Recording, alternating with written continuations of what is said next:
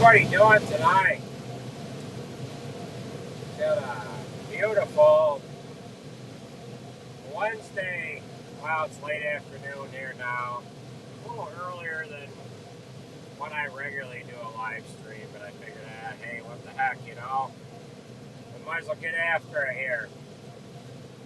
Here's some of our folks that are across the pond can get in on one of these. Well, it's 4:35 right now, my time. So if you're watching this on the old rebroadcast, it is Wednesday afternoon, November 9th. Yeah, I believe it's November 9th. Yeah, November 9th, 4:35 in the afternoon. I don't know what time it would be in some of these areas. The other side of the world, but you're looking at 6, 7 hours, 5 hours difference. So we had to put our clocks back here, turned our clocks back an hour for, I don't know if it's standard time now or daylight savings time. But the sun is starting to go down, and it is going to be dark here in another half hour, 45 minutes. We got that big ball in the sky there is just starting to go down as we speak. We can turn this camera back around this way. We've got this ugly mug to look at while we're traveling this length of the field. So this will probably be the last live stream while we're doing field work here for 2022. The reason why I say it's the last one, we're getting down towards the last little bit of corn that we have left, and the areas that I have corn in, I don't think my cell service is that great, or internet connection, what have you, and I'm probably just about out of data on my beautiful Verizon cellular plan here. So we'll keep this rolling for a little while here. We did switch over to high moisture corn. We do have a fair amount of dry corn to do. However, we felt we might as well get on to high moisture, and then we can switch back and forth here if we have to. So I put the silo loader up here yesterday morning. That took a couple of hours with goofing around, servicing the unloader, servicing the combine, pulling the unloader to the top, what have you. So it took us, well, we probably didn't get going until afternoon time anyways, and it made for a decent or a later start anyways. So we've had a good run here today, and we expect to have one of the days that we get a little more done than normal. The best that I've been able to do so far this year for corn is about, I think it was 62 or 64 acres. So yesterday with a late start, for example, we only got about 32 or 4 acres done. And right now I'm at 38 acres, and I am in the 1, 2, 3, 4. I'm in the 5th field for the day. However, this field here is a little bigger. No, it's not that they don't cap uploads. It's Verizon is my cellular carrier, and they only give you about 25 gigabytes of data, which we've got a business plan, and there's 8 phones on it altogether. So once you get up to that 25 gigabytes, they ratchet back the upload speeds, and then it kind of screws up, or it screws with these live streams because you need a certain amount of internet strength, if you will, and it just doesn't work. Goes into buffering and it locks up the screen and everything else. Let's see, the northeast part of Minnesota is 6 to 8 inches of snow tomorrow night. We had a year ago yesterday, we had a couple of inches of snow on the ground, and we actually had to wait before we could get combining any corn. 3 years ago tomorrow is when we actually finished chopping corn, and we chopped corn with a few inches of snow on it that year. So this has definitely been one of them bonus years, if you will. So I see we have a few of you in here. It's not a large crowd, but it is a different time of night that I do the live stream. Now this right here is a sprayer track. So we had the sprayer into this field here twice after the corn was up. Once for did we have fungicide put on this? No, I take that back. We were only in here once, and that was to side dress or drop tube fertilizer on it. Soil farmer, southwest Michigan. Yeah, we're looking at 1 to 3 inches of rain here on Friday, which is unfortunate. I was hoping to be able to get through combining corn this year without having to play in any mud. The grain buggy tractor, the grain buggy tractor, and the combine are all relatively clean, other than the combine's covered in dust.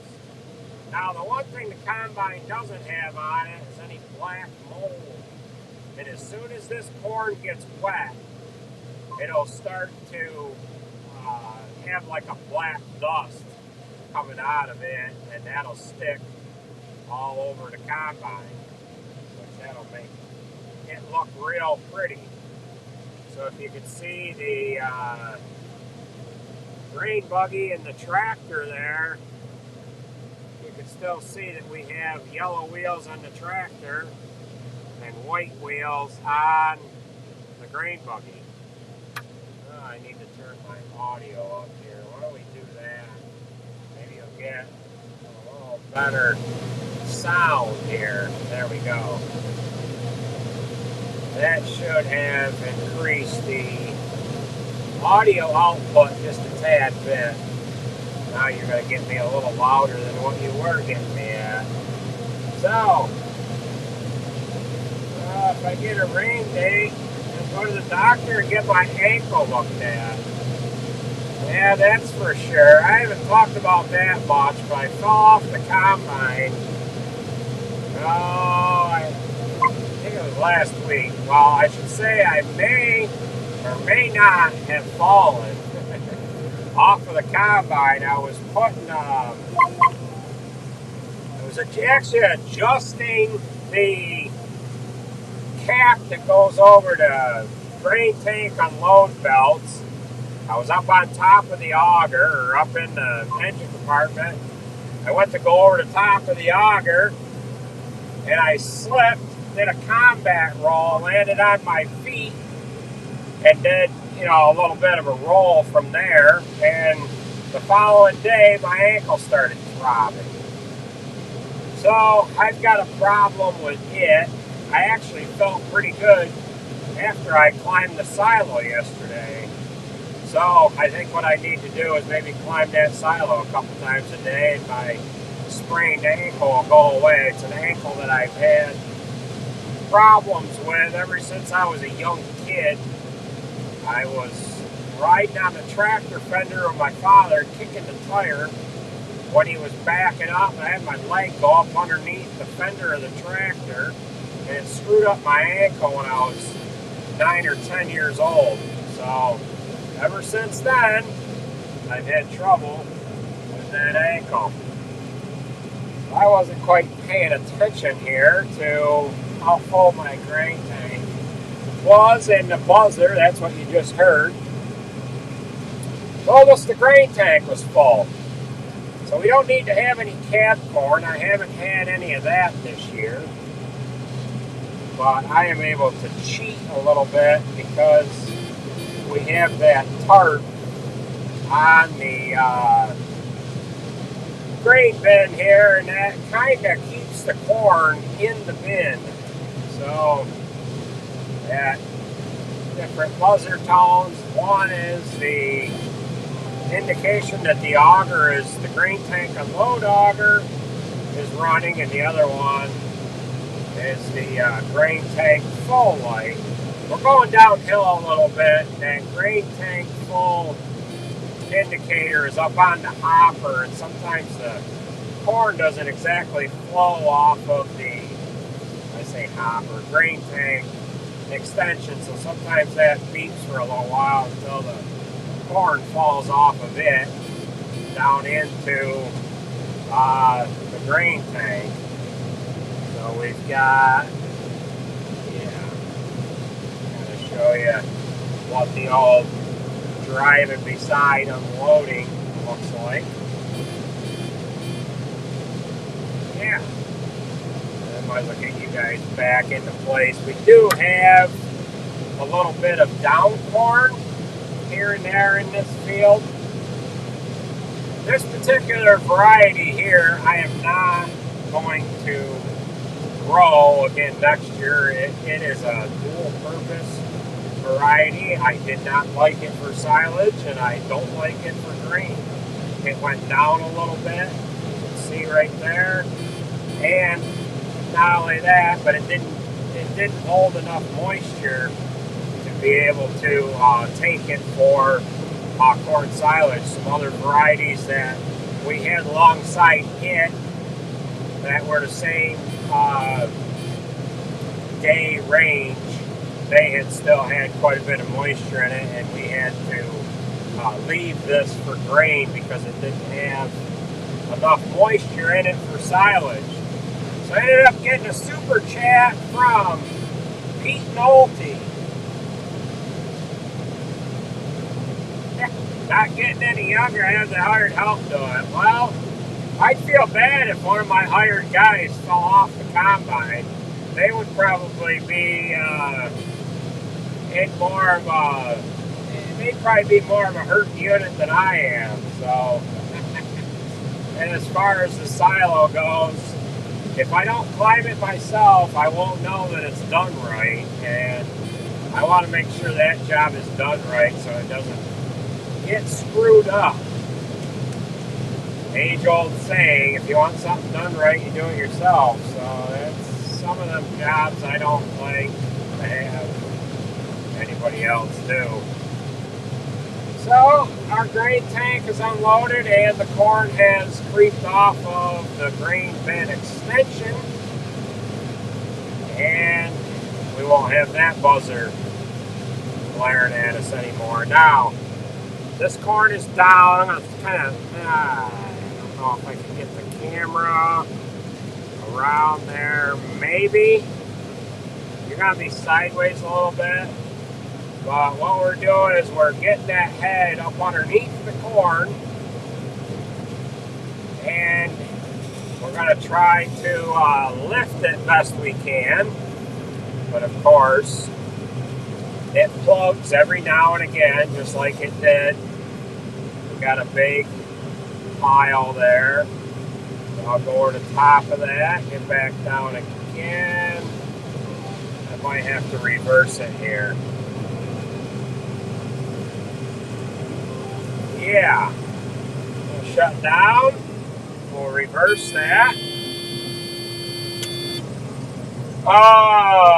You think all my neighbors would get together if they heard I was injured? I don't think so. They'd probably laugh. Water, done right, do it yourself. Yeah, hit the thumbs up by all means. Make sure you hit that thumbs up. We are just a little over 200 subscribers away from hitting 100K. I just got to try to adjust this camera here. It's not working. There.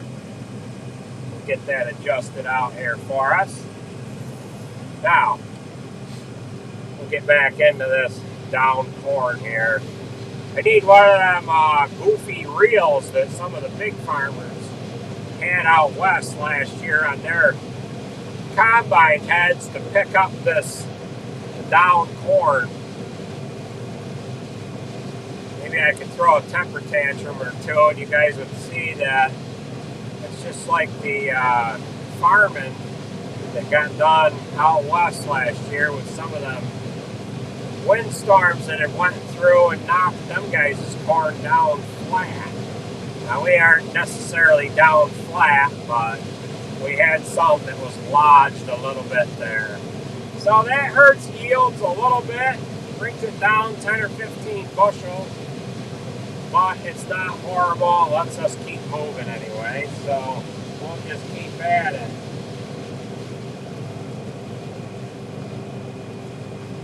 Is that right there, Rick Perry? Rick Perry's not too far away. Get the grain head out. We won't have to get the grain head out. We'll be able to get it.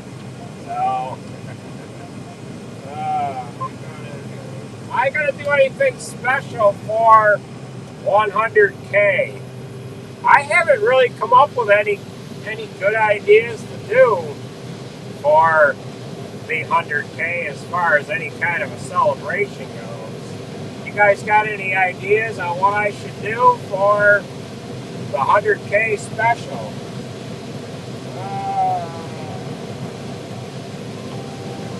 Yeah, that's right. God gave us camps for protection. That's right. And it is nice and cozy in here. It is nice and cozy in here with the temperature. It was cold here. Well, I shouldn't say cold, but it was colder than it has been here last night and the start here this morning. And it does make it nice to have a nice warm cab to combine in, to run the combine in. Now, my grandfather, years ago, back in the late 60s, he had a combine that didn't have no cab on it. So, could you imagine doing this job with no cab? Not only the dust and the heat of the summer, harvesting small grains, but combining corn out in the cold where you are held captive, sitting out in the middle of nowhere, just forced to sit there, whether the wind's blowing or not. You are subjected to whatever weather or whatever Mother Nature threw at you. A lot of times back then, the harvest went so slow that they ended up harvesting late into the fall and had to deal with, the colder temperatures. So that would not have been too fun. 24 degrees last night. Is that right? You had 24. We were, I think, 28 or 9. So we were as cold as you were, but it was still pretty cold this morning. Yeah, cab is the auxiliary grain bed. The only thing is, once you spill corn on top of the cab, if you've got any kind of wet weather, it just makes a freaking mess. It gets wet, stinking, and hard to clean off. Once it gets wet, no overheating problems.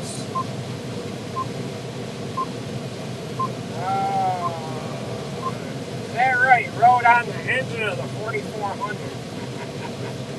Yeah. Let's see here. Yeah, that's right there, Tim.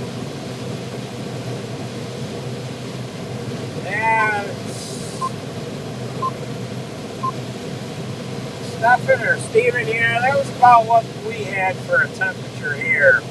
So it was, at least it was nice and calm anyway, so. But, any breakdowns? You know what, Brad? I haven't had nothing for breakdowns. Now, everybody keeps asking, when are you going to get a new combine? And, when is this and when is that? Well, we had 750 acres of corn to shell with this combine. So, how big of a combine should we get for the amount of acres? I did 1,000 last year. How big of a combine should I have compared to what the other guys have out in YouTube land? What size combine should we have? And what kind of breakdowns did they have with the amount of corn that they harvested? Not mainly acres in general, but acres per row. Most of them guys have 12 and 16 row corn heads. Not only that, but some of them have 2 combines. So when you figure out the acreage per row that they have with their combine, that's they're not harvesting the amount of acres per row that we are. So every time I go down across the field with a 6-row head, that's twice as many passes I have to make going down and back to make that equivalent to a 12-row. Another video I watched the other day, one of the guys was saying that he was trying to level up his land because he got sick and tired of rooting the snouts on the combine head, the corn head. And I got thinking, I've never had to replace a snout on the corn head. Now, maybe I've jinxed myself by talking about not having any breakdowns and not injuring something on the head. But so far, we haven't had any breakdowns, and I have never had to replace one of them snouts on the head. Now, a lot of these guys are still wet behind the ears, and they just haven't harvested enough to have any general experience to run a machine. But that's one thing with the smaller combine and the smaller fields. I mean, I feel kind of jealous of them guys with the size fields that they have. The size of the fields that we have.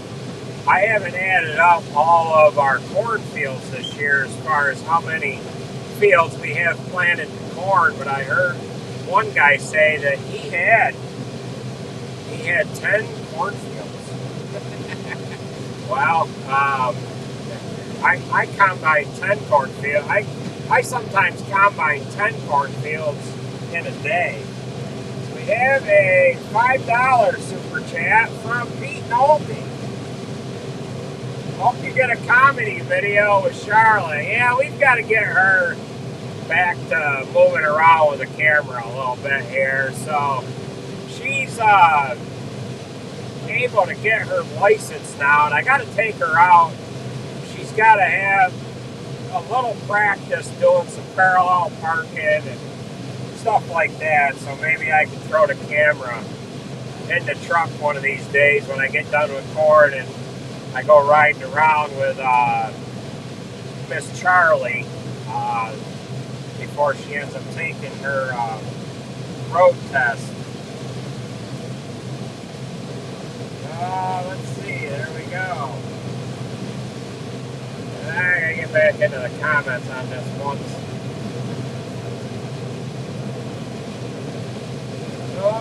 Somebody's having a conversation back and forth.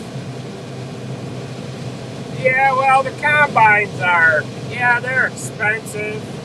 You know, and it doesn't matter, you know, it doesn't matter how old your combine is. You got to put a lot of money into it every year. And what I fear is getting a combine that's a few years old and then having a year or two of problems because you're dealing with somebody else's problems essentially. And in order to get that to be the machine I'd want it to be, I think I would pull my hair out for the first 2 years of owning it. And with this environment that we're currently in right now, the quality control has just gone out the window. And it doesn't matter what kind or what color you're talking about, everybody's having trouble with new machines, getting them out into the field, so to speak, to get them going. I mean, the dealers are required to do more quality control than what the manufacturer did when it was rolling out the door of the factory. Crying out loud.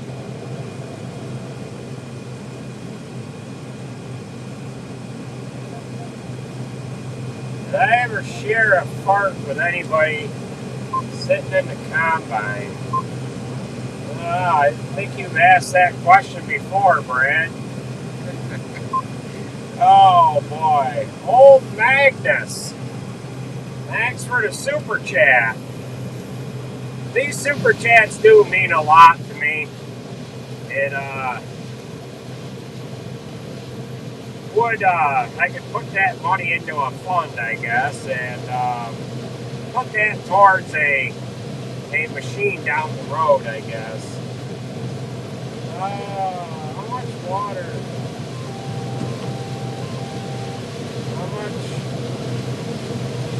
How much the combine costs with the attachments I need?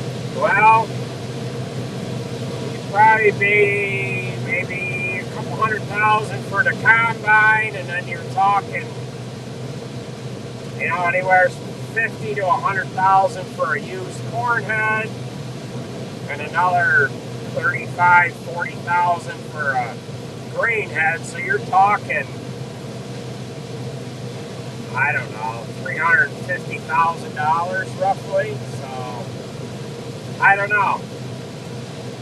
It sure does seem to be one of them machines you think about buying during harvest or minutes before harvest, but as soon as harvest is done, it's like, yeah, I got through another year running the machine I'm running.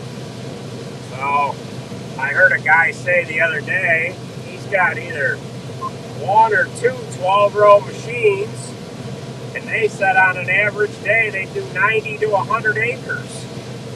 On an average day I can do 40 to 60 with a 6-row machine. So I don't think we're doing too awful bad. I don't know what we would gain with a larger combine other than being able to start later in the morning and quit earlier at night. That's about it.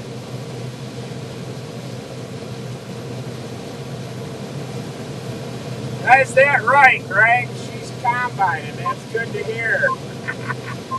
The old YouTube. Now, I was asked in the comment section the other day if I have ever thought about going to Rumble.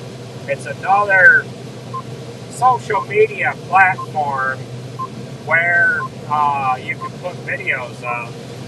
And I don't know if you guys have heard of Rumble, but I do have an account set up on Rumble, and I will start posting videos here and there on that platform here in the next few days.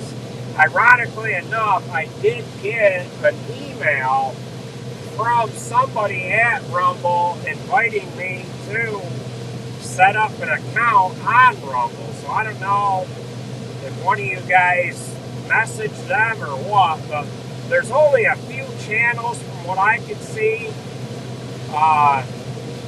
on the farming circuit here that are on there, Welkers is on there, Larson, Sony Farms, he's on there, but he only has 2 videos up. It's about like YouTube, just it's another platform that maybe we should resort to in case something happens with the likes of YouTube here. You never know how long this platform can survive and how long it's going to stick around for. There's a large amount of people on here, so it's like one of them things where you're reinventing the wheel as far as posting to another site. But if there's a calling for it, I guess I'll try it out and see how it goes. For any of you that aren't quite familiar with it, you would just have to go into your app store on your iPhone or your Android device, type in Rumble, set up the app just like you would any other app, and start searching for and watching videos on there. It looks like a couple of them guys that I've just mentioned, they've got stuff on there from going back from a year ago. And I'm sure it's a lot of the same stuff that they have put or you have already seen on YouTube, but if anything else, they're able to reach out to a few more people that maybe are not on YouTube for whatever reason.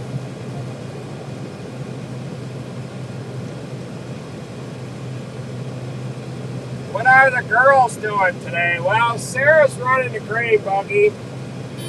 I've got Alex chopping stalks, and I've got Jason and Lukens hauling corn back to the silo.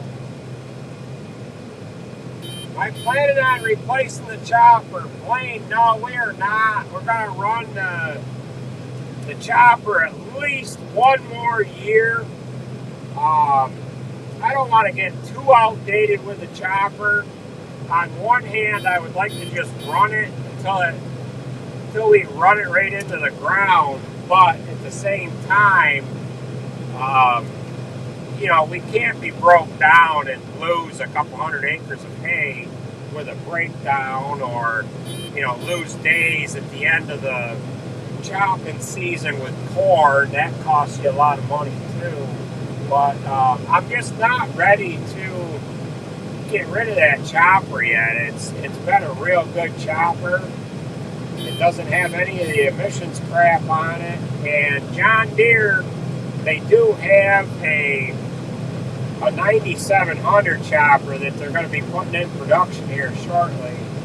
It's going to have an 800 horsepower, 18-liter John Deere engine in it, and that is not going to use diesel exhaust fluid. Now, with that being said, that's going to have more horsepower than the chopper we're currently running. So we have always kind of, when we upgraded choppers, went just a little bit bigger or the same size that we are currently running, and that might fit the cards for us to go to the 9700, which is going to have maybe 50 more horsepower than what we're currently running. But I just do not want to carry gallons and gallons of diesel exhaust fluid to the field. For crying out loud, I'll have to get one of them fuel trailers with a diesel exhaust fluid tank right on it. My old fuel trailer doesn't have a diesel exhaust fluid tank on it, and a 55-gallon drum is not going to cut it. I think them guys are going through 55 gallons, and I don't think 55 gallons lasts them 2 days, to be honest. Anybody on here that's running a 97 7, 8, or 900 John Deere chopper, how many gallons of diesel exhaust fluid do you go through in a given day, or Klaus or Krone for that matter as well? Let's see. Another one from Pete Nolte.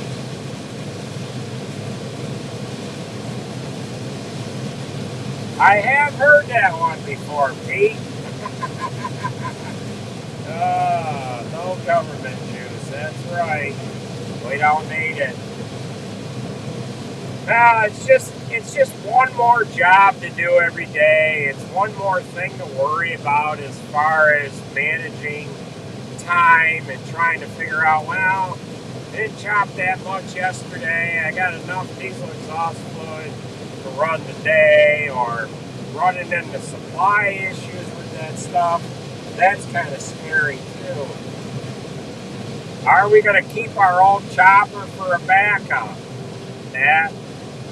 That's an option as well. It's going to be 6, 7 years old by the time we get rid of it. Maybe it's not going to be worth enough to trade in. It might be worth more just to keep it. But then you've got something that you end up keeping that someday is going to be completely outdated and not worth a dime. And that turns into a problem too. Or the other example to that would be, you have 2 machines, you break down with one, you spend a few hours going to get the other one ready to go, and maybe the breakdown only takes you 5 hours to get fixed. So the time that you chased after the machine, that your spare machine, you could have put into fixing your main machine. So it gets to be a pain. Some of the farms that are larger than us that run 2 and 3 machines, it just works out for them to have the machines because they need it, and then if one breaks down, it doesn't affect them as much because they can pick up the slack with the second machine that they're already running. Because for most of them, as far as their situation goes, they really don't need 2 machines, and for the most part don't use both machines to their potential anyways. And then if a machine goes down, the one machine just has a little bit more to do. But at any rate, yeah. How many cows are we milking compared to Rory Dairy? I don't know who Rory Dairy is. How many cows do Rory Dairy milk? Yeah, that freezes really bad, you're right, but hopefully we don't have any issues where we have to worry about death freezing in the wintertime.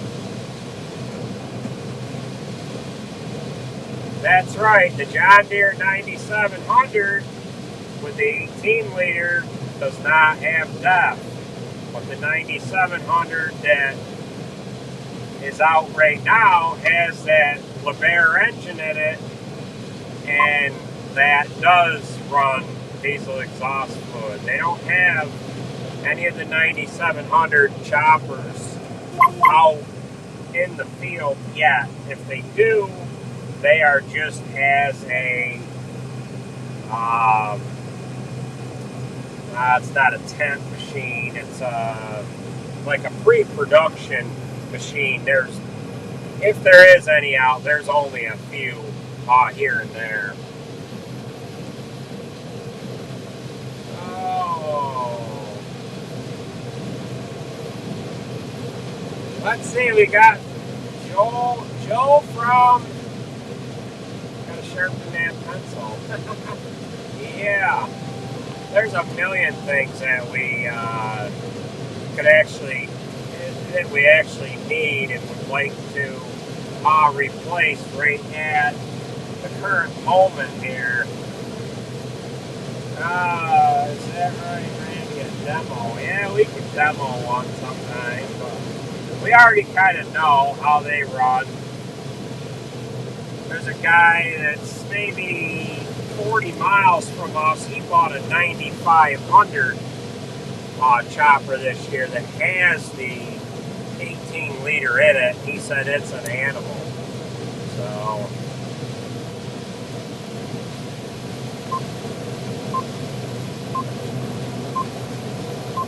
you know the infamous brand.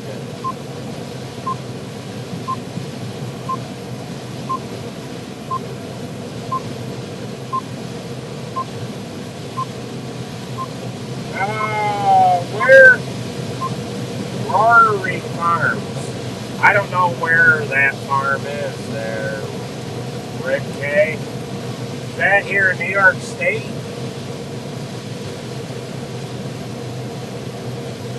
Well, I don't know about DEF being a fire hazard. Diesel exhaust fluid, that's not flammable, is it? There's a new shop in the cards anytime soon. I would rather build a new shop than I would buy a combine or a chopper. The only problem is the shop, the size I need it, would be in excess of $500,000.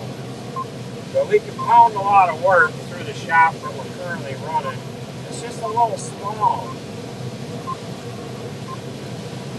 We had a little bit of a dry season, but this is wetter land here. And it's not hurting too bad, but it did go through some dry snaps here this past summer.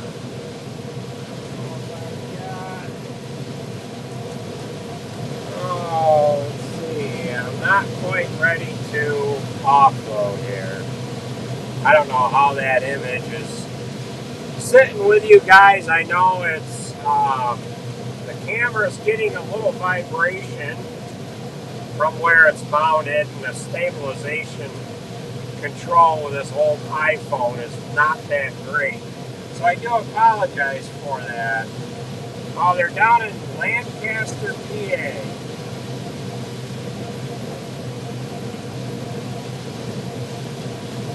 I've never met one lonely farmer. What farm videos do I watch?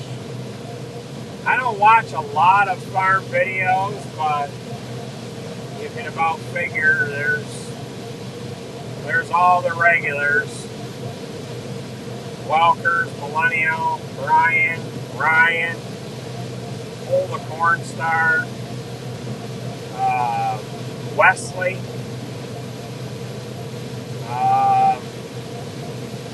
Duffy.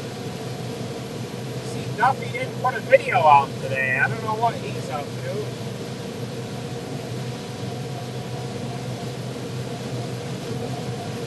I think they're gonna put that 18-liter in the 9620. I think. I could be wrong, but I don't think anybody else is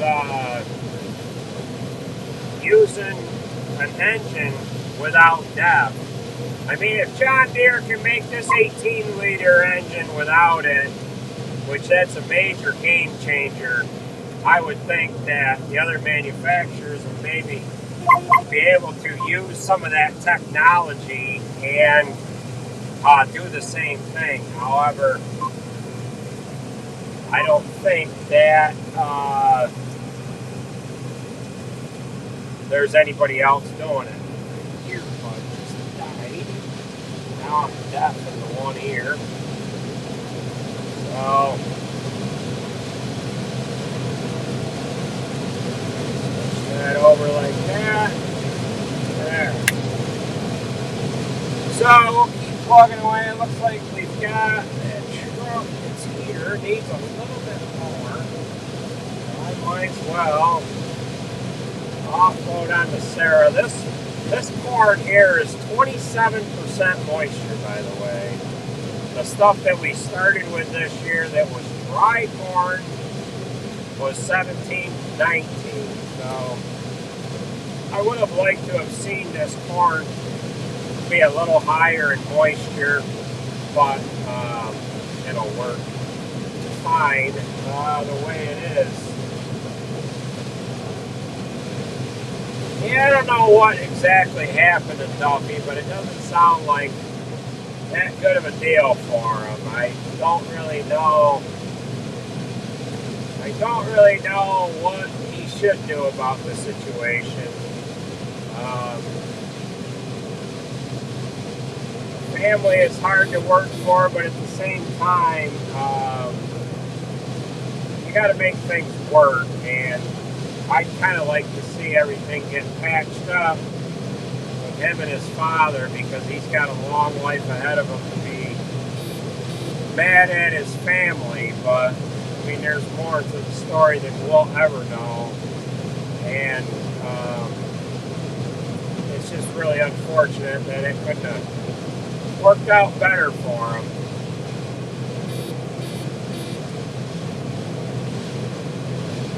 Yeah, I watch 10th Generation Dairyman from time to time. The election, yeah, that kind of disappointed me a little bit, but our goofy governor, I thought maybe she would have got voted out of office, but that didn't happen. But we're a Democratic state anyway, so we would have a real hard time seating a Republican governor anyways. And every time I talk politics, it pisses a few people off, so we're going to leave it at that. There's too many tender people. There's a fair amount, I shouldn't say there's too many. There's a fair amount of tender people that just can't handle hearing and talking about politics. So it's best that us grown-ups just leave that topic out of discussion for when the immature children here are around. So we'll just have to leave it at that.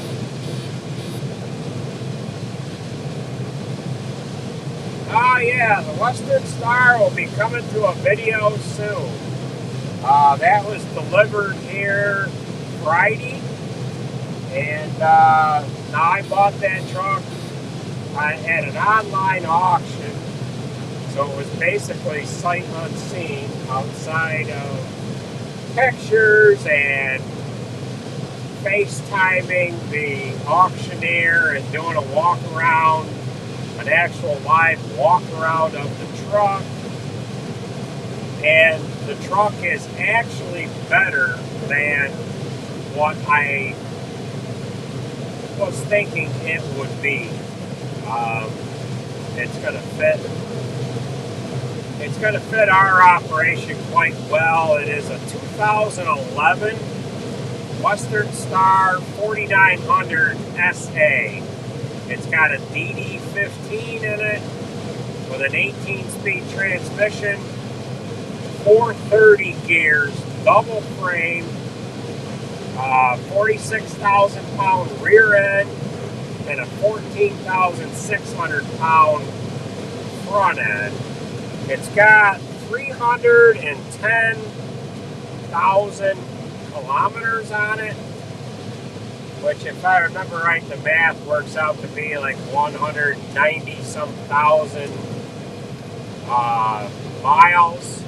And it's got roughly around 8,000 engine hours. So it was kind of just what I was looking for. I know it's not a Kenworth. It's a Western Star, but it should be alright. It's just hard to find stuff that we actually could use. And anything that I have found has been real expensive. I found a C500 that was down in Georgia It was a 2008 with a C15 in it, but Jared didn't like that particular model cat engine that had like maybe 280,000 miles on it. It was an oil field truck, but it had been more or less refurbished, and that just was not going to fit the bill for me. So yeah.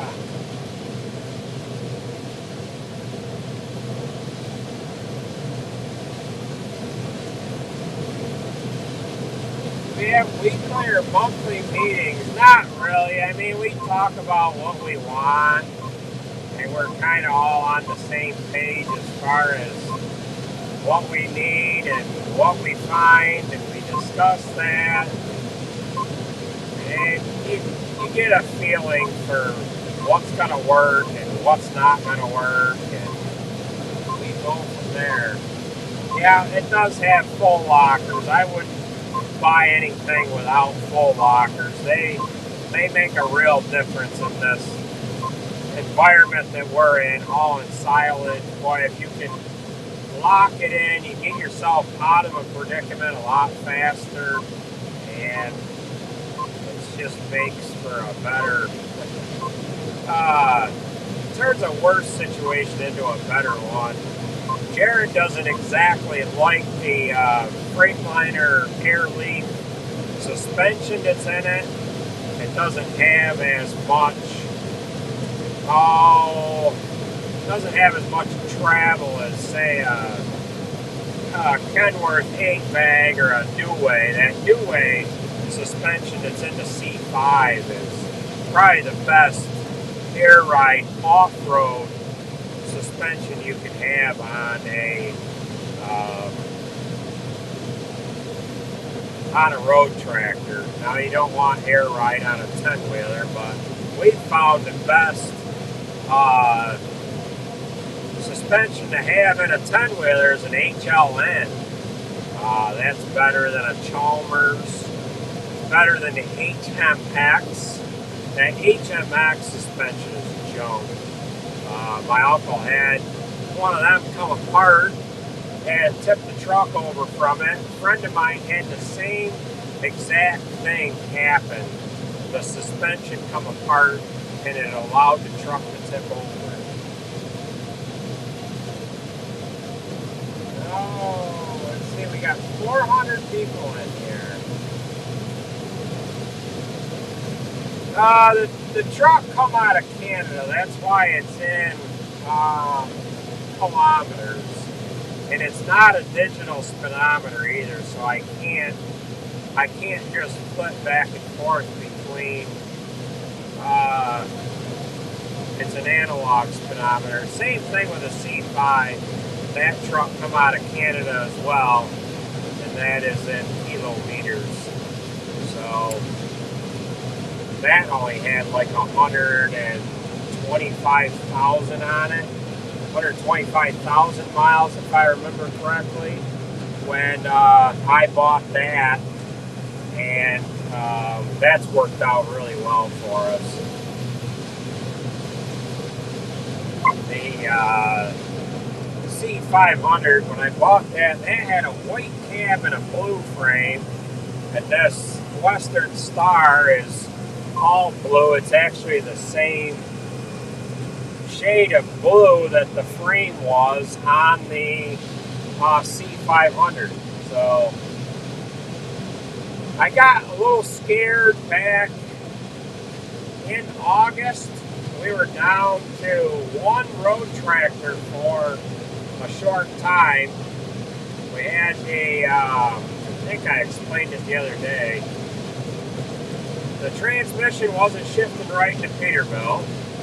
The W900 was at Cat getting an engine done in it. Jared's Max Superliner, he had to drop the rocker or a valve or something. And I'm like, we've got 3 box trailers that I got to have pulled this fall. And I'm I'm down to one power unit. So I started looking for another road tractor, and everything I found was out of my price range. So I found this auction piece. It was supposed to be delivered the 1st of October, and I said, worst case scenario, if we don't start pouring till the 25th of September, which we started the 20th, we'll have it 10 days. It didn't come till 5th of November, so it was a month late.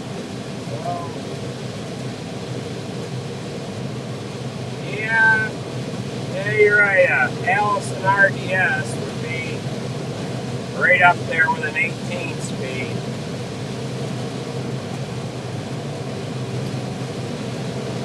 Yeah, I guess the Western Star's alright. It's got a real nice interior on it. They did a real nice job cleaning it up. I was quite surprised being an auction piece that they cleaned it up. There was a truck I bid on today online. It was a 2017 that had it was a same model, it was a slightly different shade of blue. It was a 2017 Western Star with an DD16 in it, and it had an Allison automatic, the rough duty service automatic in it.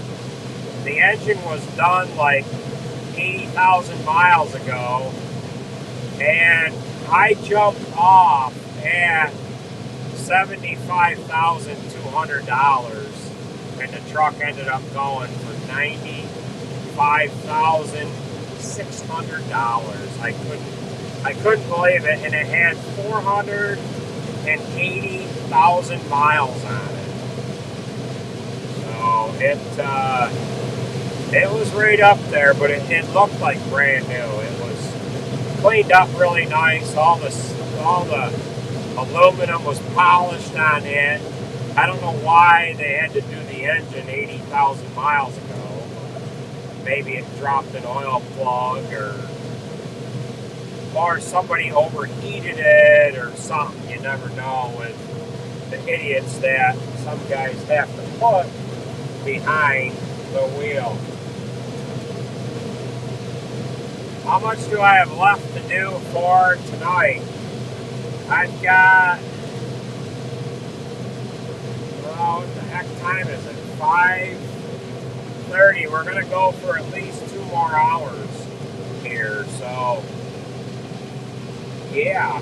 So we're going to keep at her here.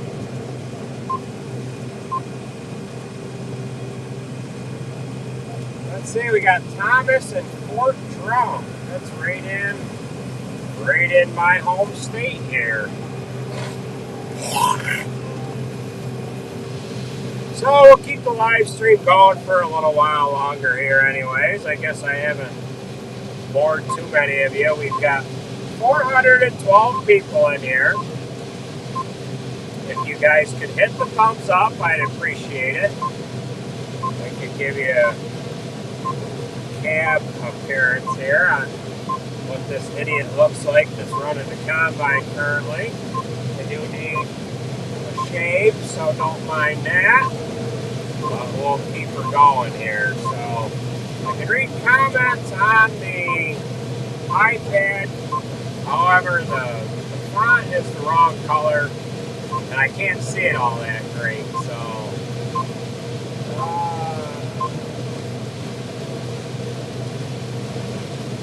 well, yeah, I mean,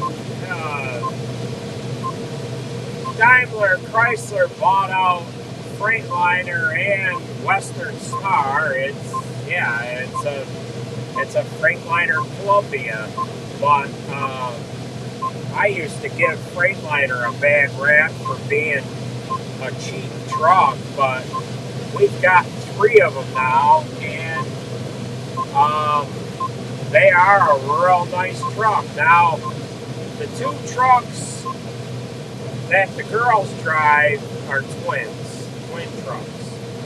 There was actually 4 of them for sale at the dealer that we bought our 2 from. I got a hold of my uncle and I said, hey, I'm not sure if you're interested or not, but buying a couple of these Freightliner trucks, and I think you might like one or 2. And I wasn't sure how they were going to be. I should have bought all 4. I thought I should have only bought 1, but I said I want 2. So I bought 2. My uncle bought 1, and it was just a couple of weeks after he bought his.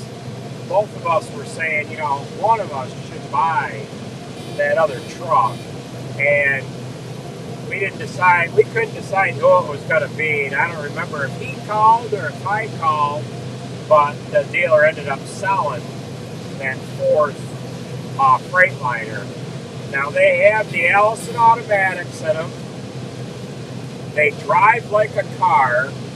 They have the DD13, and they have 450 horsepower with 456 gears, and they are perfect. They've got just as much power as a truck with a C12 in it, rated for 430 horsepower with an 8-speed and 8LL transmission. Those 2 trucks will run just great with each other all day. So they are horsepower about the same. Now my uncle went and ordered a brand new Freightliner, just like he's got, that's going to be in June. But I think he ended up getting one with slightly more horsepower. And he's had internationals all his life, and he just likes that Freightliner. Now he did think about getting a Western Star, but they were going to be 2 years before they could get one produced. So he decided to just go with the exact same truck, which these Freightliners are 2014 model SD 144. Yeah, SD 144. I think they are. And he had his salesman get the same specs from the other one that he has, and that's how they're putting that one together. So we've got a silage box that we're going to build this winter for it, anticipating on being able to put that together here early summer of next year. So that's a project that we're revealing right here, right now. We're offloading on Sarah, and I am just getting done. Now, there's a power pole that I went around last time. I just got done offloading onto her. We're doing a live stream, and I'm reading comments and doing everything else. I'm going to see if she's paying attention. I've got my auger out, and I can just play off that I'm not paying attention. No, she's blinking her lights.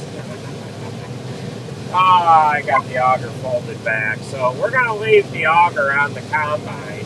We're not going to wrap it around this power pole. At least we're not going to wrap it around the power pole during the live stream. Now, in the next coming days, I've got a couple of other fields with power poles in them. Maybe we'll save that for when we're not doing a live stream, because that would be really embarrassing. Oh boy. Let's see here. 1 114. Okay, it's not a 144. They're 114s. Are you sure, Oliver? Damn it, now I'm questioning myself. Oh well. 114. 114.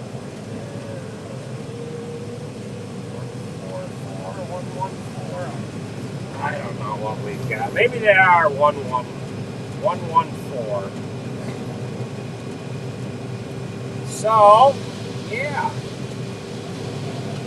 So we've got, what do we got here? 4 rows. 4 rows down through the middle of this field here. So, once we get down to the end, we gotta go over, we've got 1 chunk left on the other side here.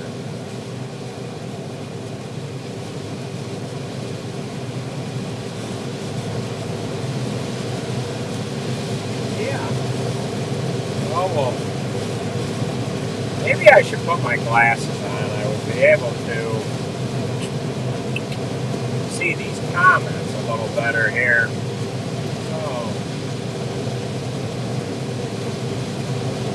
Ah, you've seen prettier faces on loaded iodine bottles.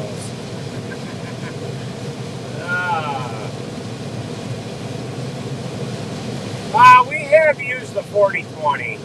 Not a lot, but we have used it. We run it on the tedder last year, tedder and rakes this year. It's currently on a dump wagon right now, like a little, like 12-foot long wagon that we use for stones. So we'll be putting that away here shortly. And yeah, did us and my uncle ever have a 7700 combine? No, we never had a 7700, but the neighbor did. The neighbor had a 7700 four-wheel drive, and Fireman Farmer on YouTube bought that combine from them probably 10 years ago. He ran it for a couple of years, and then he ended up picking up a 9510. Back in that era, my grandfather had a 6600 John Deere combine that was 2-wheel drive. Prior to the 6600, he had like 45s or 40s or 55s or something like that. Back in the early 70s, I think he had as many as 3. Maybe it was 2 back then, and then he was using a neighbor's one year, and they ended up getting a bad snowstorm in November of that year before they got done, and left the combines in the field, figuring that they would just go back in a few days and finish combining. Well, they weren't able to get back to the combines that year until like February, and the combines were froze up. They wouldn't start. They had snow in the bins on them. They had to chip ice out of them and snow out of them, and it turned into a real mongrel, I guess. So when you have that happen, you learn to not leave your stuff out, or not take weather for granted. Are we able to get or want more land? Well, we can only get the land as it comes up available. So, 7700 chopper. No, we had a 7750, and we had a 7780. Never had a 7700. Back when, I think my uncle had a 7700. back during the days of the 7700, we had a 7300. Then we ended up trading it for a 7450, and then the 7450 went in on a 7750 went in on a 7780. So I apologize, I didn't read that question right. Well, Fireman Farmer, he's a professional fireman by trade and does farming on the side. 122 SD, that's a model that has a longer, I don't know, cab to front axle. The axle's not set back as far. It's a little longer, it has a little longer hood. Kind of like the difference between a T800 and a W900. Now, the Kenworth T800s, they have like 4 or 6 models of them, and we've got 2 different model T800s. The twins, they are an SH, which is short hood, and then I don't know what number 8 is. That's got the longer hood. It's more or less the standard T800, and I don't know what they call that, a T800. It's not a W, it's not an H, not an L. I don't know what they call it, but the C5, when I bought that was actually listed as a T800W, and or maybe it was listed as a T800, and I got looking at it, and I called the dealer up, and I said, that's not a T800. He said, it's not. I said, no, that's a C500. He said, oh, I thought it was a T800. He said, hey, right? Yeah. Let's see, you bought a 7700 in 2010. I think my uncle might have owned a 7700. So if you do some research on that and you see Oregon on there, it wasn't ours. It would have been John's.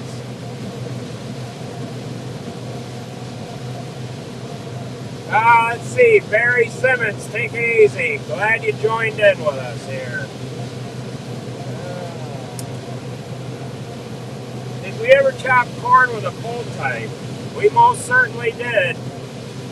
Back when I was a kid, we had John Deere pull type choppers, and the chopper that we had back then when I was a kid was a 3800. I vaguely remember that. Then we had a 3860. I was real young. Again, I was real young when we had that, and then I remember we had a couple of, not at the same time, we had a couple of 3970s. And then after we got done with the John Deere choppers, we had a Gale 1275. Now that had a 3-row head on it and a kernel processor, and that was going to be the go-to chopper as far as pull-type choppers went, but it only lasted a few years, and it just started to show. It started to show some problems, I guess, that would be typical of ag towing. I think Gale was part of ag towing it, but it had goofy things going on with it. Now, back when we farmed all together with my uncles, they had a New Holland 892 that was a real nice chopper, and then I think they later had a 900 and then maybe an FB 240 or something. But the New Holland full type choppers were pretty good as well.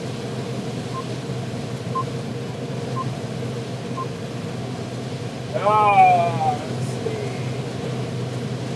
Yeah, there was a 122 SD that I was going after down in Florida a couple years ago.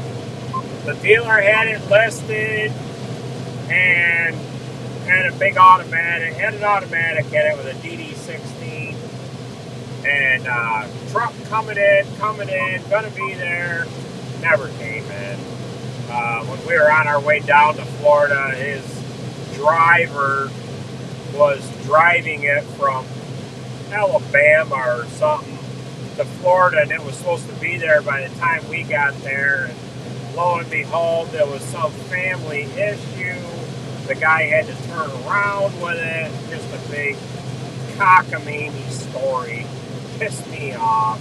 But I don't know why you would list something and then not actually have it available. But that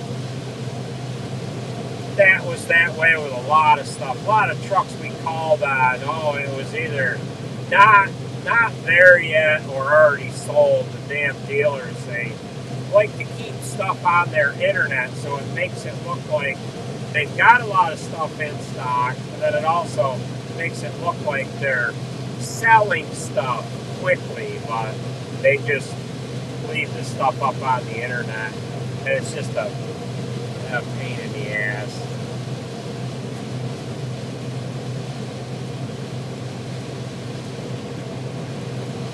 I don't know what to think about. I don't know what to think about the diesel shortage. I talked about it the other night. I don't know how much of a supply we actually have on hand. It's probably not as much as you think. And then when you hear 25-day supply, that's if they were to shut down production tomorrow. There's only a 25-day supply, but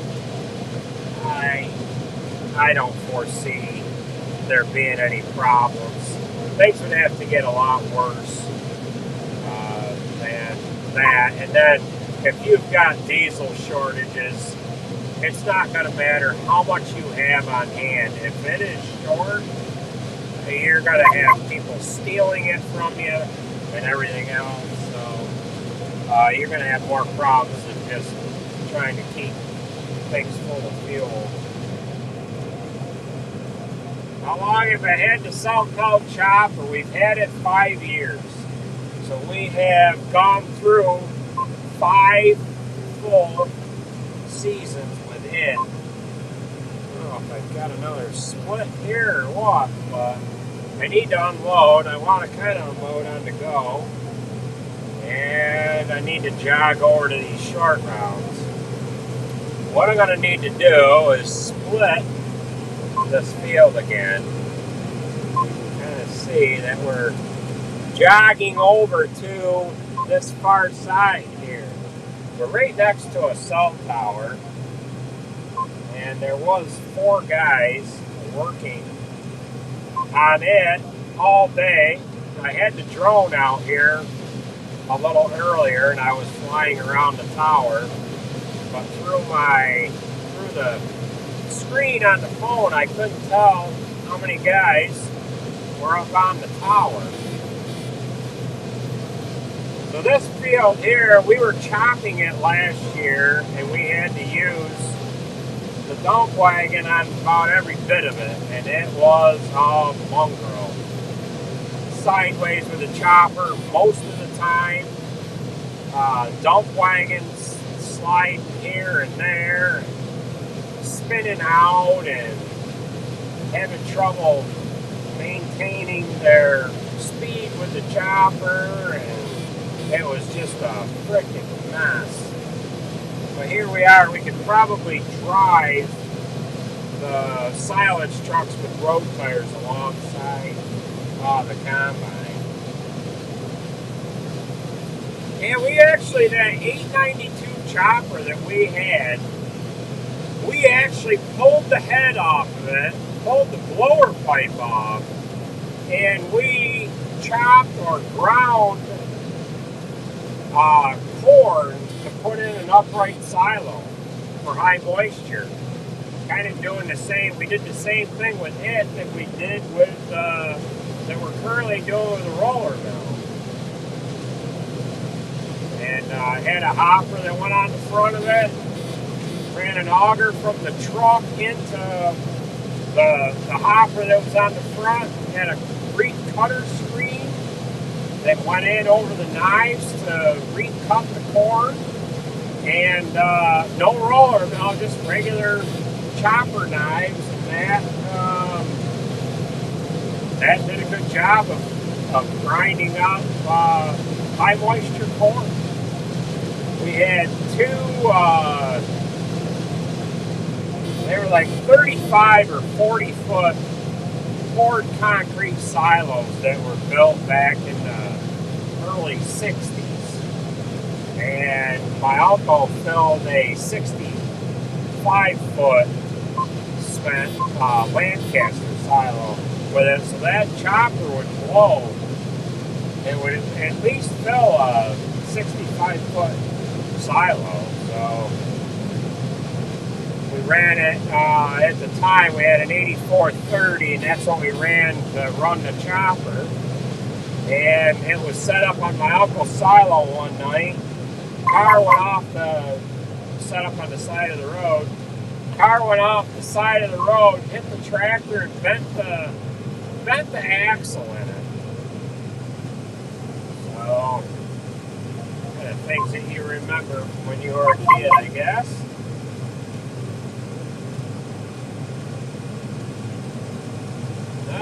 Matt Mason, you're feeding your heifers right now. What part of New York are you from? Kenneth Campbell's in Central Square. Central Square. So we've offloaded onto Sarah.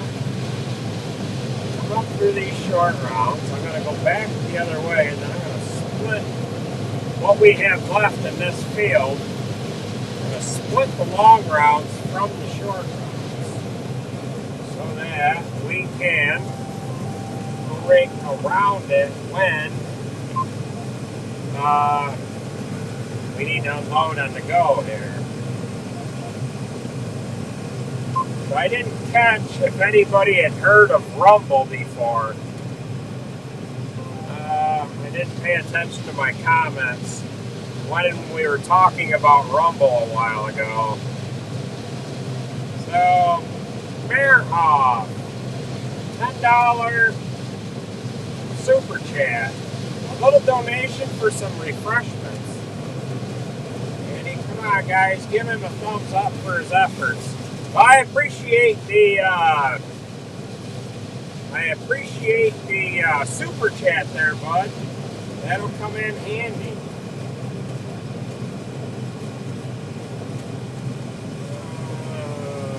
Moved in a few inches. You're thinking moved in a few inches? Matt Mason's from the Thousand Islands. How is it up in Sackett's Harbor? Well, Thousand Islands doesn't necessarily mean he's in Sackett's Harbor, but kind of the same.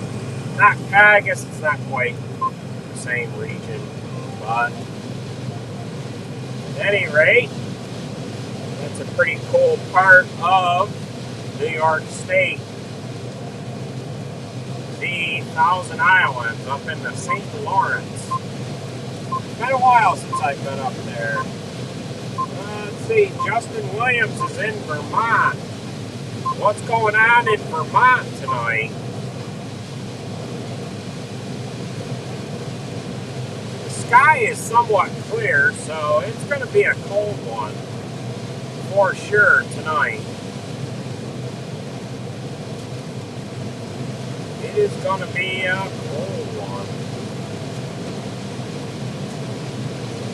If you don't care for Rumble,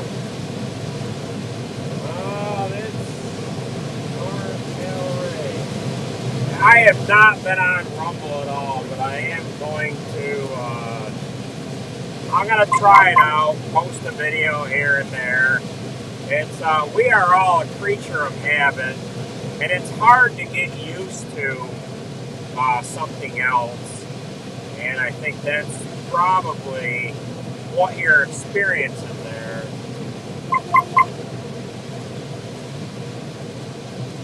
Everything's going good here. So, rumble a non-runner. I don't know what my thoughts are on the whole thing, but I thought I would give it a try anyways. I don't know how many social media platforms we can all work with here. I have a hard enough time just keeping up to YouTube, and usually these guys are running back and forth between posting stuff on YouTube and Instagram and TikTok all day, every day. I don't know how they keep up to it. First, I'll post something on Instagram, forget I posted anything there, and usually have a bunch of comments that I needed to get to or whatever, and yeah. We're mid-40s tonight, so Dougie Doo ordered the Baton 3 to replace the flashlight you lost. Oh yeah, it'll fit in your pocket. It'll fit in your pocket. I got mine in my pocket every day. What he is talking about is this guy here. This is a Baton SR1. Basically the same thing, right? Or is this the... Yeah. At any rate, I love this guy. I clip this to my hat, and you can leave it on your hat all day. You never know it's there. And you just reach up, you're working on something, reach up, I'm going to blind you, turn it on, and you can work on anything. It can be the darkest of areas, the darkest of night. I would flip this on my hat, and every night I blew the chopper off, it would be dark. And I could do all the work that I needed to do. You walk up to the side of the chopper, and it illuminates the whole chopper like you have a set of floodlights set up, and all you have is just one light on your hat. This has been one of the best companies to more or less promote because the products are just amazing. The other one that I like and I carry on my belt every day is the Seeker 3. And this one is great for inspecting equipment. You've got something big enough to hold on to. Now all these, or most of them, have a magnetic charger that clips right on the bottom of them to charge them, and you never have to buy batteries. It's a lot cheaper to buy one of these flashlights to use than it is to goof around with your phone and try to get a light down into something. You know, these phones anymore are upwards of $1,500, and you drop a phone in a bucket of oil or down into a greasy engine compartment or something like that, and you know, you just dropped $1,500. Chances are it's not going to break it, but you get one of these flashlights that's $100 to $120, you'll never hurt the damn thing. This light here, now I have a case. It comes with a like a Velcro case that goes on your belt, but they also have a plastic case that I have. I can kind of show you that. I've shown it before. I know a couple of guys that have these. This case, whoop, dropped the flashlight. This case here, yeah, goes on your belt. You stick the flashlight in it. Headlamp first. Just add the row. And you stick that down in there. It clips it to it, and you are good to go. You just grab it, and go right to town with it. This flashlight, I plugged the chopper one night, crawled underneath the chopper, rolled around on the ground, and the damn thing come unclipped from the case that I had for it. I didn't realize it. And it was about an hour later when I realized I didn't have it in my case.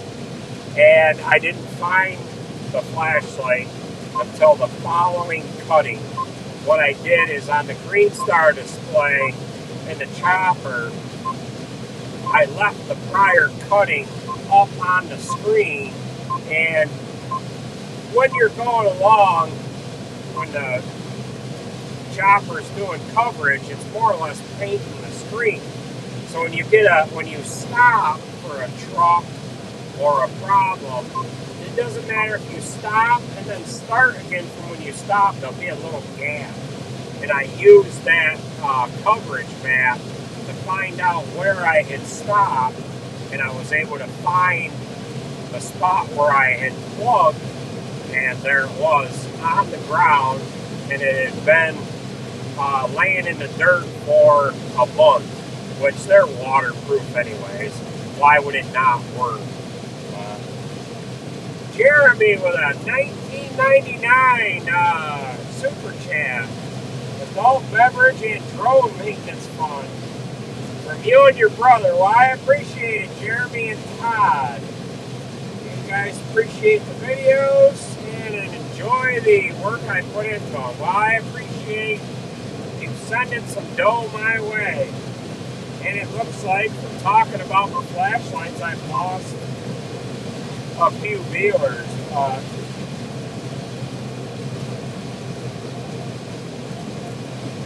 Let's see. Somebody dropped.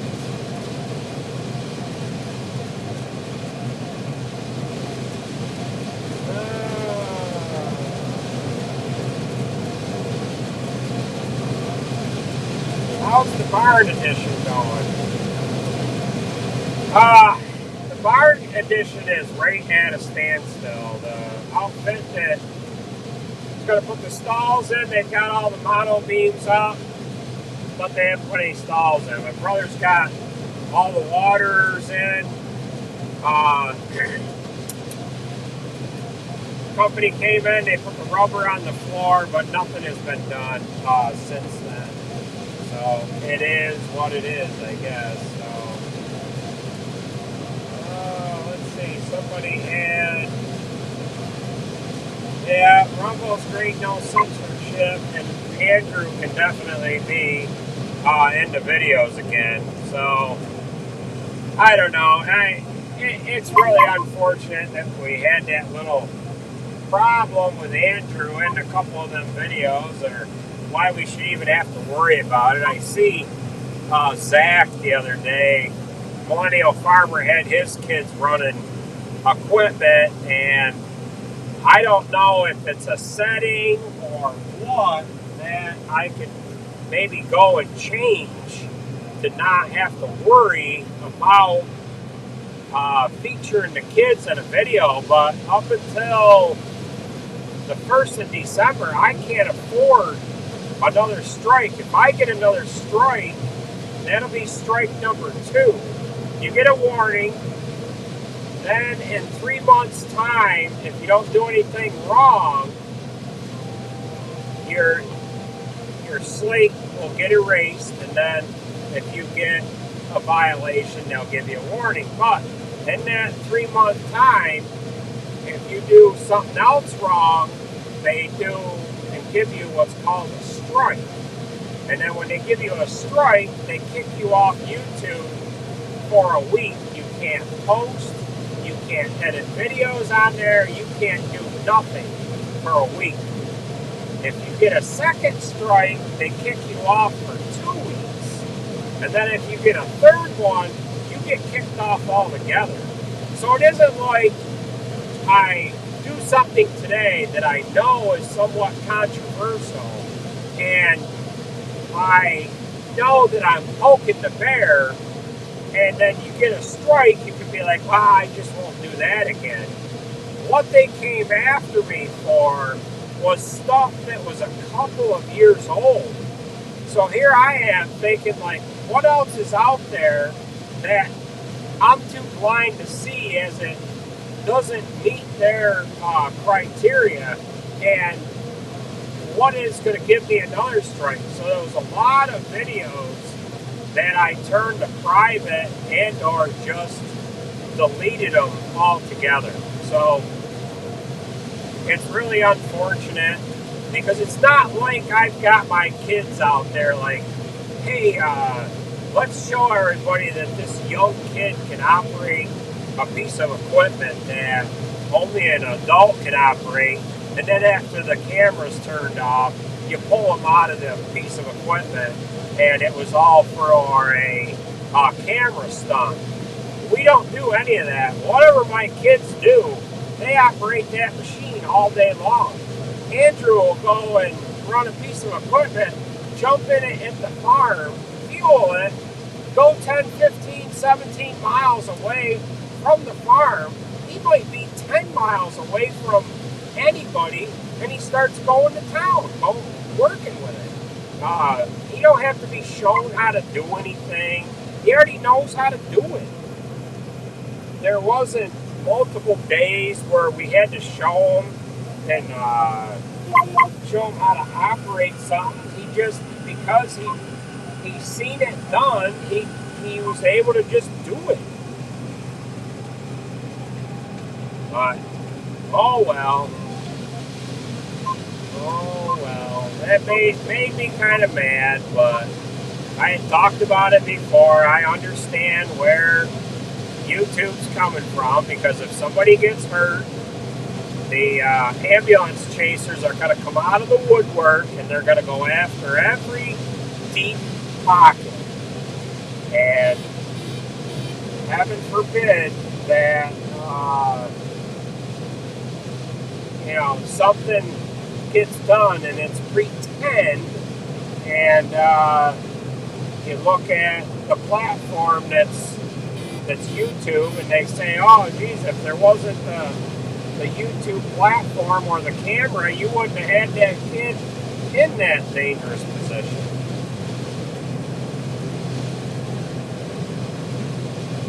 Oh yeah. So we're offloading, but we're creeping as well. So yeah.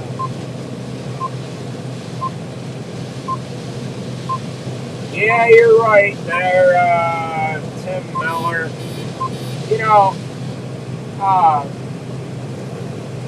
He's got the right to be just as proud as any other parent for his kids running the equipment.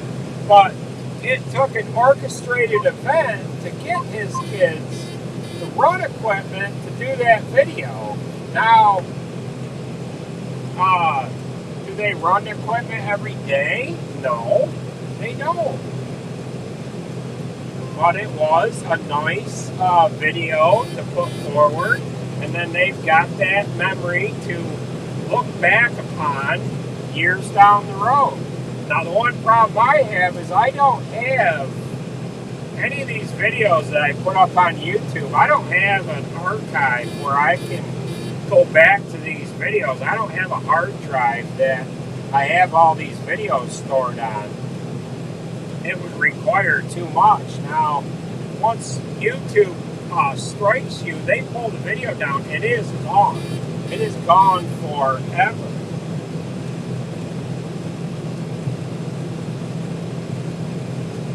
Yeah, boat hunters, it's more than that. It's just a thing where they just don't understand. Now, in other parts of the world, kids are not even allowed to ride with their parent in a tractor. Not to mention operate a tractor. They're not even allowed to ride in the buddy seat of a tractor. And if that day ever comes here, let the authorities come to me. They will not walk out of the field. I guarantee you that. They will not walk out of the field. they would, oh boy, yeah.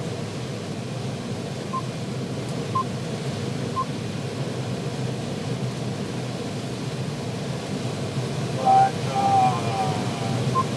yeah, Andrew should be running the chopper. But then, if he's running the chopper, what am I gonna do? I can't give him every job. I gotta be able to do something here. Oh, let's see. But it is somewhat comical to see some of these videos when kids are operating equipment, and you can tell that their parents are like just out of frame, like ready to jump in when something goes astray. I can remember this one guy let this kid run the tractor. He had to put the tractor in gear for him, get him set up, and get him to focus on just holding the wheel straight. Not to mention, don't worry about looking at the piece of equipment. You just hold that wheel straight. I'm going to jump off the tractor for a second. I'm going to get a video, and it's going to look really cute. Like you operated this piece of equipment all by yourself. And then he has to run and jump up onto that piece of equipment that is moving, that his kid probably could not stop in the event that something happened, whether he slipped when he jumped on the tractor, or what would the kid do if the throttle went into high rev, or his father tripped and then couldn't get to the tractor. That kid had no idea what to do from there. Oh yeah, the Pakistani videos, those are something else too. And most of the grown-ups have like minimal clothing on, like sandals and no shirts, and it's really something that to see their work environment.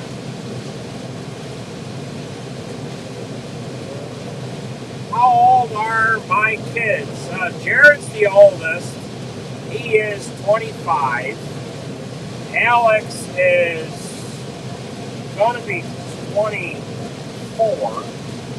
Her birthday's coming up here, the 13th of October. Sarah just had a birthday here, the 25th of October. She is, how old is she? 19? Oh, God, yeah, I think she's 19. Charlotte is 16, and Andrew is 11. Now, I know you're going to ask me what their birth dates are, because last year I ended up forgetting Sarah's birthday. That's on November 13th. We were combining, and I said, "Oh my God, I forgot about her birthday." But Jared's birthday is March 21st. Alex's is November 13th. Sarah's is October 25th. Charlotte's is May 17th. And Andrew's birthday is January 12th. So out of all of the grandchildren in our family, would be my parents' grandchildren, I have the oldest child and the youngest child in my family. And there is 20. I've got 2 brothers, 2 sisters, and between the 5 of us, we've got 20 kids. Is that right? 13. Yeah, I think there's 20. 19. Yeah, no.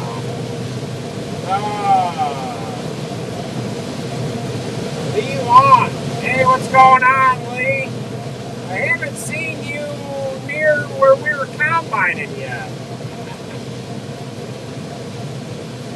My wife's birthday is April 11th. And yeah.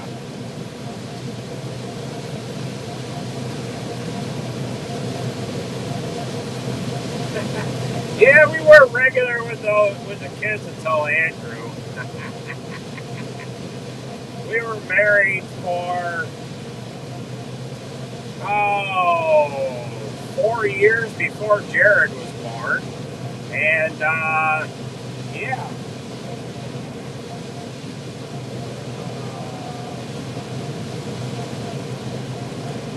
That Carmen's work. Is that right? Charlotte's 3 months older than old Matt Mason.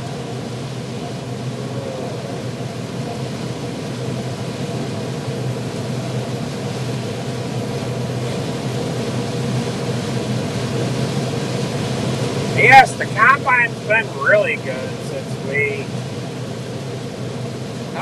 put all the money into it. So I would like to get through the harvest season here with no mud and obviously no breakdowns. One is a little harder to, I think both are impossible to get through without damage. It's going to rain here in the next couple days, and we got to have something that fails here for this fall. But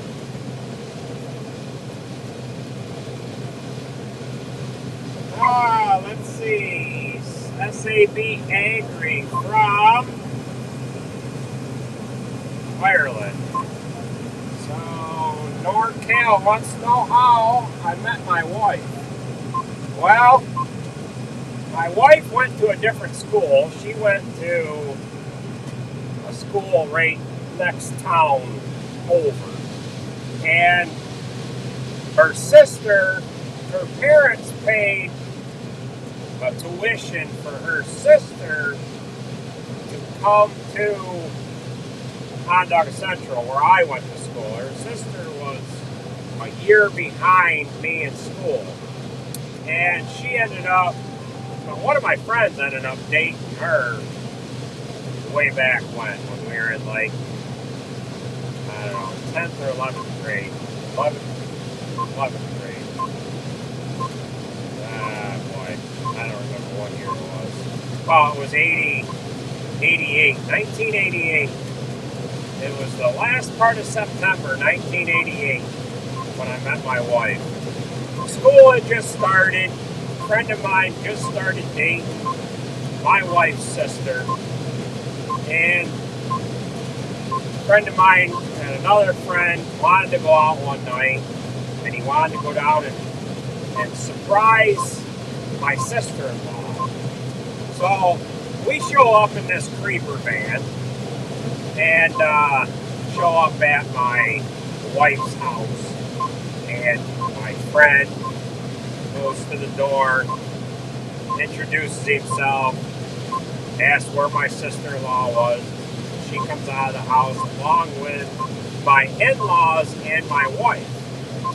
So my in-laws were like, they wanted to know who we all were. And my uncle actually went to school with my wife's mother. So she knew the name. My wife's grandparents and my grandparents were friends. So it was a short, family reunion,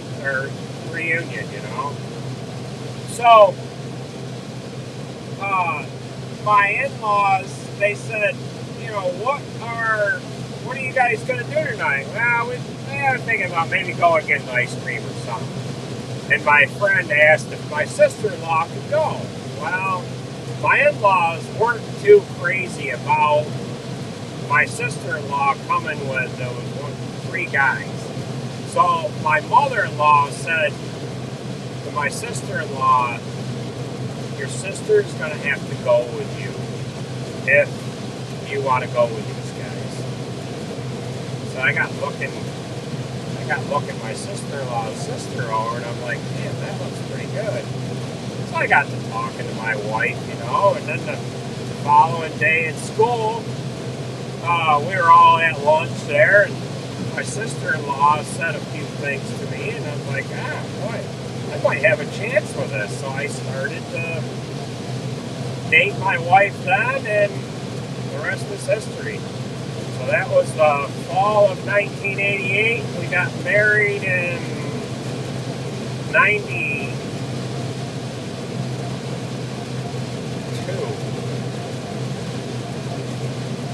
No, 93. We got married in 1993. And, yeah.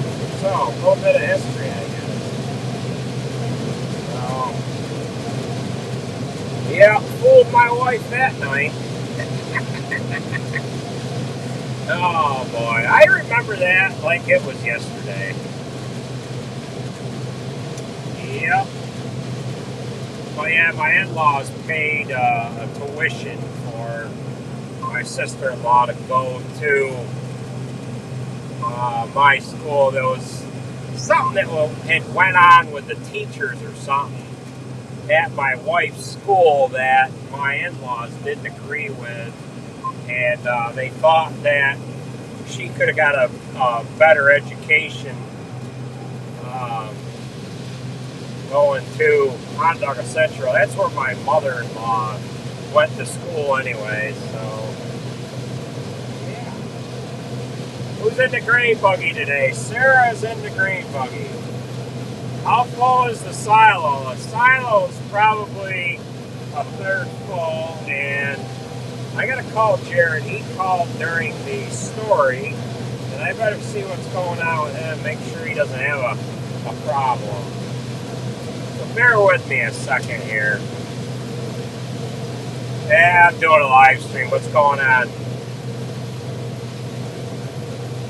Enough? You ain't got problems, do you? Yeah, okay.